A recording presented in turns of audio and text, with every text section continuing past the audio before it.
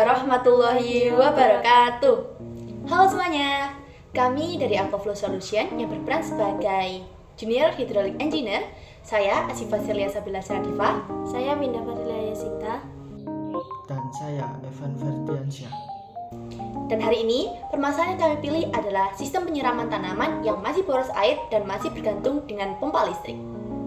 Klien kami membutuhkan solusi yang hemat energi, murah, dan distribusi airnya merata. Kami merancang sistem irigasi tetes berbasis tekanan gravitasi menggunakan galon bekas.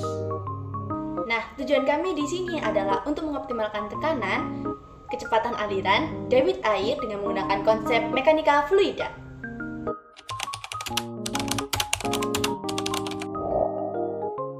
Nah, terlihat pada blueprint, galon berfungsi sebagai tandon dan ditempatkan lebih tinggi sekitar 0,17 meter dari tanaman. Di bawah bagian galon dipasang keran sebagai pengatur aliran utama, air mengalir melalui selang PE sebagai pipa distribusi, selanjutnya air dibagi menggunakan T-konektor menuju setiap tanaman di setiap ujung selang, dipasang drip emitter untuk mengatur tetesan. Untuk tekanan air, kita menggunakan tekanan hidrostatis. Tekanan air berasal dari perbedaan ketinggian antara galon dan tanaman.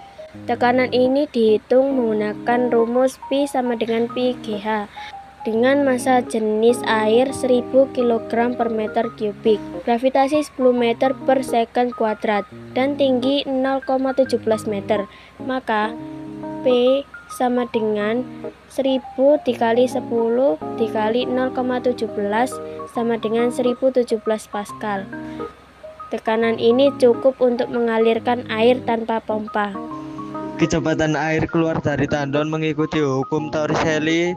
V sama dengan akar pangkat 2 kali G kali H sama dengan akar pangkat 4 sama dengan 1,84 meter per detik. Namun kecepatan ini diperkecil oleh drip emitter sehingga berubah menjadi aliran tetes yang stabil.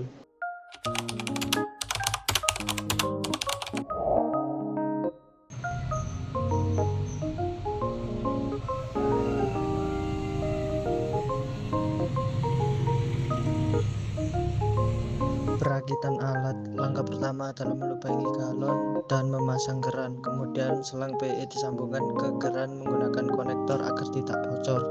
Setelah dipasang T-konektor sesuai jumlah tanaman, di setiap ujung selang dipasang drip emitter. Semua sambungan diperkuat menggunakan klem agar tidak terjadi kebocoran.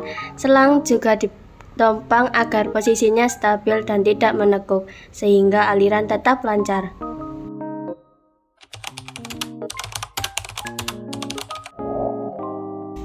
Pada pengujian awal tanpa drip emitter, air keluar terlalu deras dan tidak merata.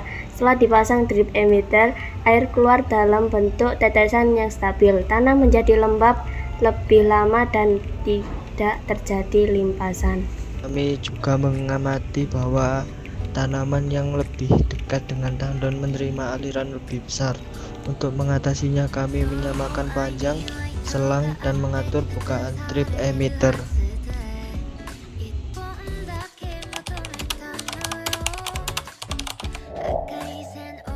Desain ini berhasil karena memanfaatkan energi potensial gravitasi di dalam galon, yang dimana energi potensial gravitasi ini nanti akan berubah menjadi energi kinetik saat air mengalir di dalam selang. Variabel utama dalam sistem ini adalah ketinggian tandon, A luas, penempang pipa, P tekanan. Semakin tinggi tandon, semakin besar tekanan dan kecepatan aliran. Debit aliran mengikuti V sama dengan A kali V. Ketika luas penampang diperkecil oleh drip emitter, debit menjadi kecil sehingga air keluar dalam bentuk tetesan. Kehilangan tekanan terjadi akibat kejadian di dalam selang dan percabangan. Untuk meminimalkan heat loss, selang dibuat tidak terlalu panjang dan sambungan dibuat rapat.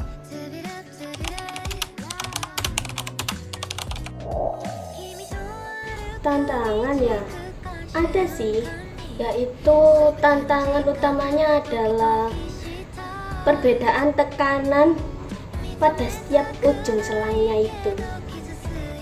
Solusinya adalah menyamakan pajak selang dan mengatur drive emitter dan menempatkan tandon lebih tinggi. Adanya kebocoran sambungan membuat tekanan yang di dalam situ menghilang, sehingga kami harus menggunakan lem untuk memperkuat sambungan.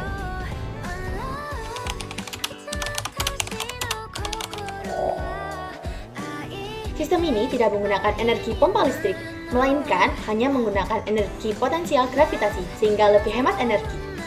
Metode tetes mengurangi evaporasi dan limpasan air, karena air langsung menuju ke akar tanaman.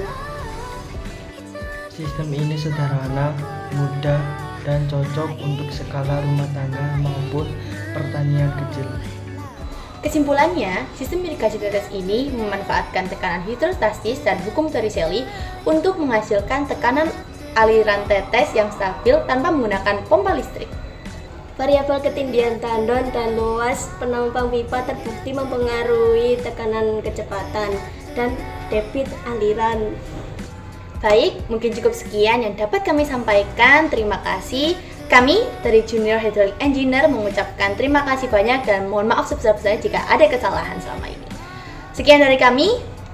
Wassalamualaikum Warahmatullahi wabarakatuh. Dah.